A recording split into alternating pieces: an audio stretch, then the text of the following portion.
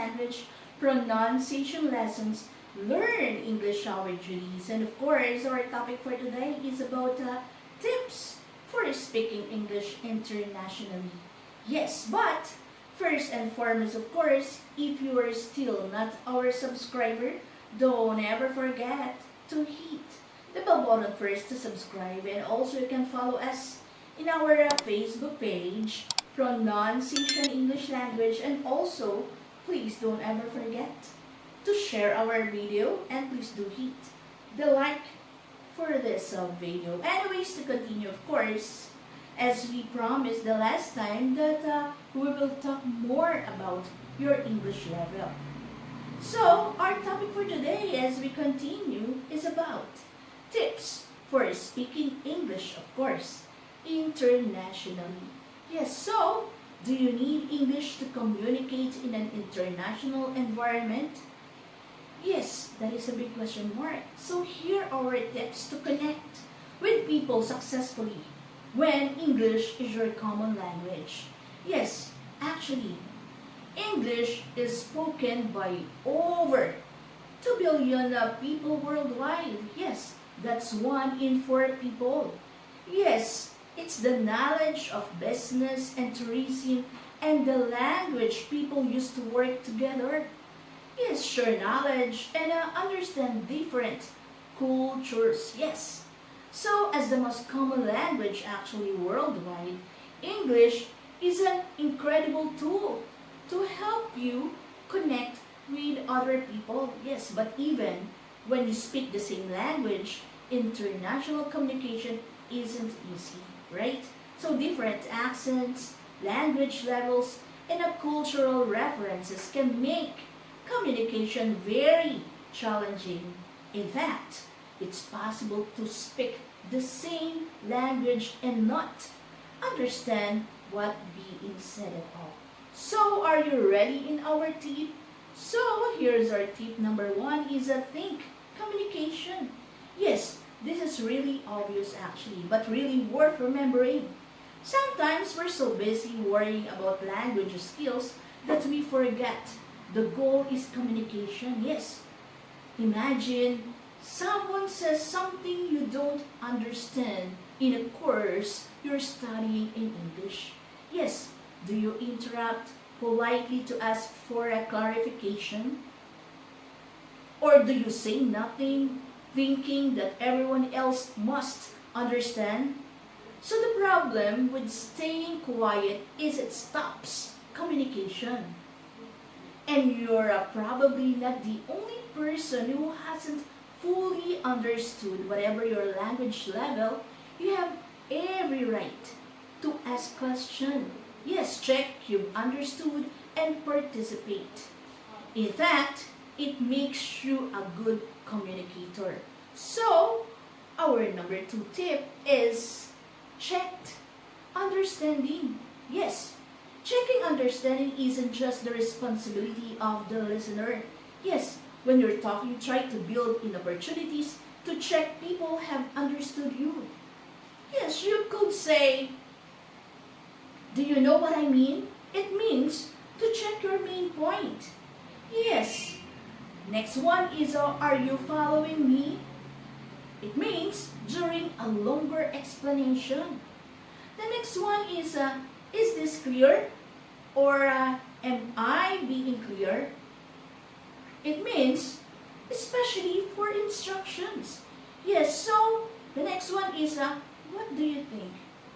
It means to see if people have the same opinion as you. So do you understand?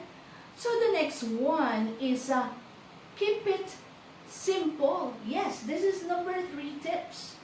Remember that not everyone's English is as good as yours. Always do remember that. And even excellent English speakers might not know certain expressions. That's why simpler is always better for good communication. Be kind to your listener and speak simply, slowly, and clearly. Try to choose common vocabulary and avoid idiomatic phrases like you dodge a bullet. Yes, equals means You avoided a bad situation. Yes, these kinds of phrases are confusing. If you don't already know the meaning, look for alternatives. Yes, alternatives to business jargon too. For example, in the future is easier to understand the expression than the expression going forward. Yes, it's also helpful to say abbreviations actually. Abbreviations like ETA or ETA. Yes, it means estimated time for arrival.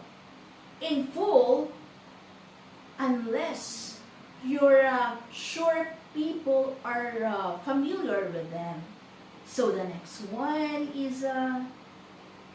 one, our number 4 tips is repeat things. Yes, people are worse at remembering things, yes, than you might think. Especially if they only hear them once. Yes, why? That's why, of course, repetition can be really important. Yes, a good way to repeat things is to paraphrase an expression. That is to say it in different words. Yes, for example, you might say, the project deadline has been extended by a fortnight. Yes, in other words, we now have 2 extra weeks to finish the project. Do you understand? So notice the usual expressions that is and in other words, which can be used to introduce repetition in different words. So repeating key information like this helps people remember things, and it also gives them a better chance of understanding them. So do you understand? So we'll go now in the number 5 tips, of course. Aim for intelligibility. Yes, aim for intelligibility. Yes. So everyone has an accent when they speak English.